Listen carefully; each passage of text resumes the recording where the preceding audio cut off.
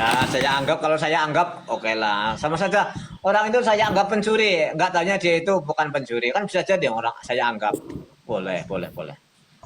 Oke, saya jawab tentang bid'ah. Kita lihat dulu dari pemaham apa pendefinisian dulu. Pendefinisian dulu dari sisi bahasa ya, dari sisi bahasa dulu. Kalau dari sisi bahasa bid'ah adalah sesuatu yang baru yang sebelumnya tidak ada atau sesuatu yang baru yang Rasulullah tidak kerjakan. Itu bisa dikatakan bid'ah. Itu bid'ah apalah bukan bisa dikatakan bid'ah, itu bid'ah. Sesuatu yang baru yang sebelumnya tidak ada. Yang lalu siapa pertama kali yang melakukan bid'ah? Justru Allah sendiri. Badi'us samawati wal ard. Allah itu membuat bid'ah, yaitu membuat apa? Langit dan bumi. Berarti sebelumnya tidak ada langit, tidak ada bumi, lalu diciptakan langit dan bumi. Nah, itulah jadi bid'ah. Langit dan bumi itu bid'ah. Yaitu pertama kali sebelum tidak ada langit, tidak ada bumi, lalu diciptakan langit dan bumi. Nah, itulah bid'ah. Terciptanya bid'ah itu langit dan bumi.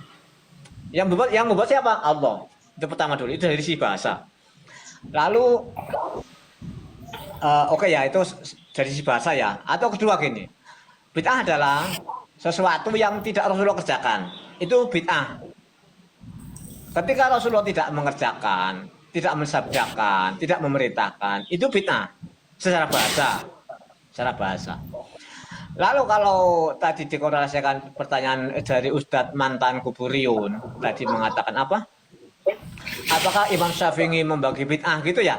Apa gimana Ustadz mantan Kuburiun? Biar saya Imam Syafi'i kan gitu loh. Membagi bid'ah dua bagian, bid'ah hasanah dan bid'ah dolalah. Kalau memang beliau membagi dua, ada bid'ah hasanah. Pernahkah Imam Syafi'i membuat contoh bid'ah hasanah itu maulidan dan tahlilan itu? Begini, apakah setiap yang tidak ada contoh itu berarti itu dolala ataupun itu sesat? Saya bertanya balik ini. Apakah suatu perkara itu ketika tidak ada contoh dari Nabi ataupun para ulama itu dikategorikan itu sesat? Kita belum tahu karena kita harus merujuk ke Imam Syafi'inya karena beliau yang membagi tersebut. Ya, berarti kan kaulnya itu kan gini loh. bisa dijadikan dalil gitu. Kan kaulnya udah nih. Dia kan udah membagi. Jangan melebar. Kembali ke pertanyaan saya. Apakah beliau itu pernah memberi contoh dengan dua hal tersebut? Kalian remedial ya? Gimana? Gini Ustadz mantan Kuburiun. Imam Syafi'i itu pernah melakukan bid'ah. Kan pertanyaan sampean kan gini tadi kalau nggak salah. Apakah Imam Syafi'i pernah melakukan bid'ah gitu ya? Biar saya nggak salah jawab nih. Bukan. Oh bukan. Gimana? Karena Imam Syafi'i di dalam kitab-kitab Syafi'iynya itu membagi bid'ah itu menjadi dua bagian. Bid'ah hasanah, bid'ah dolalah. Apakah beliau membuat contoh dari dua hal ini? Karena yang saya lihat di dalam kitab-kitab Syafi'iyah seperti Imam Nawawi dan yang lainnya, Imam Syafi'i itu membuat contoh seperti bid'ah hasanah itu misalnya membukukan Al-Quran, ya, membuat qawaid ilmu nahwu misalnya. Tapi tidak ada situ bid'ah hasanah itu contohnya maulid dan tahlil dan itu. Apakah beliau buat contoh seperti itu? Gini Ustadz. Oke. Poinnya ya. Poinnya adalah Ustadz mantan Kuburiun ini pada pendefinisian. Kalau mau contoh kan cuma contoh macam-macam bisa, yang kayak itu. Jadi saya di sini hendak mengerucutkan lagi, nggak cuma contoh, tapi kepada pendefinisian bid'ah. Kalau cuma contoh itu kan mengikuti nanti. Kalau lebih kepada kalau definisi itu tetap nanti akan panjang dan melebar. Kenapa? Karena definisi itu menurut pemahaman dari Asy'ariyah ataupun aswaja lain, dari salafi lain, dari mungkin ormas Islam yang lain berbeda. Jadi kita mengerucut saja, Ya. contoh saja. Contohnya kita. Ya tidak bisa. Kalau memang. Mohon maaf mantan. Ya silakan. Kalau memang dari aswaja meyakini adanya bid'ah hasanah yang dibagi oleh Imam Syafi'i, maka ada contoh yang diberikan beliau dua amalan ini. Nah, oke. Karena Ustadz mantan Kuburiyun ini lebih kepada contoh, saya kurang setuju.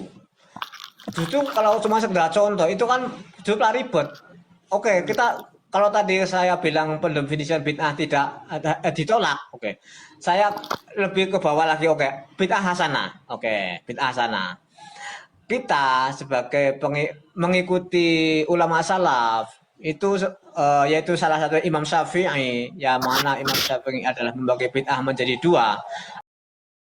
Ada bid'ah hasanah dan bid'ah mazmumah, ya kan? Yang mana bid'ah hasanah adalah sesuatu yang baru dalam agama yang tidak ada sandaran dalilnya dari agama, Bang yang Jo, tidak ada sandaran. sebentar Bang Jo, Dalam. mohon maaf. Imam Syafi'i itu tidak mengatakan ada bid'ah hasanah di situ. Jangan terjebak ya, jangan terjebak. Imam Syafi'i tidak menyebutkan ada bid'ah hasanah di situ. Jangan terjebak ke pertanyaan. Loh, Ini mau tahu para ulama salaf melakukan bid'ah hasanah. Coba dengarkan. Ini ada anunya nih. Sebentar Bang Birkis, ini bukan tentang itu. Kalau Imam Syafi'i itu membagi bid'ah hasanah kok. Nikmatul bid'ah hadhihi. Kan Imam Syafi'i itu membagi bid'ah menjadi dua berdasarkan perkataan Umar bin Khattab ketika melakukan tarawih. Nikmatul bid'ah hadhihi. Kemudian Imam Syafi'i dengan adanya perkataan Umar bin Khattab yang ketika itu melakukan salat tarawih berjamaah dengan mengatakan nikmatul bid'ah hadhihi, maka Imam Syafi'i pernah membagi bid'ah. Imam Syafi'i membagi bid'ah menjadi dua, bid'ah hasanah dan bid'ah mazmumah. Bid'ah hasanah adalah bid'ah yang ada sandaran dalilnya dari agama, kitabullah, sunnah, ijma', qiyas. Itu bid'ah hasanah.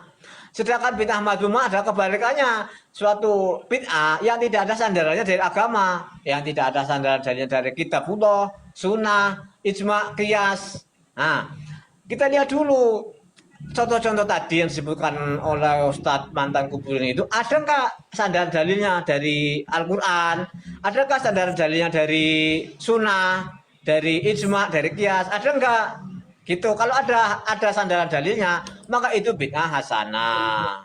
Itu kayak gitu Ustadz mantan Kuburiyun. Untuk ulama kita mau salaf yang melakukan bid'ah hasanah ini ada. Coba dengarkan. Urutan pertama di dalam masalah hadis. Nah, ini mereka kalau ingin mau anunya kebenaran. Ma wada'tu fi kitabis sahihi haditsan illa ghtasaltu qabla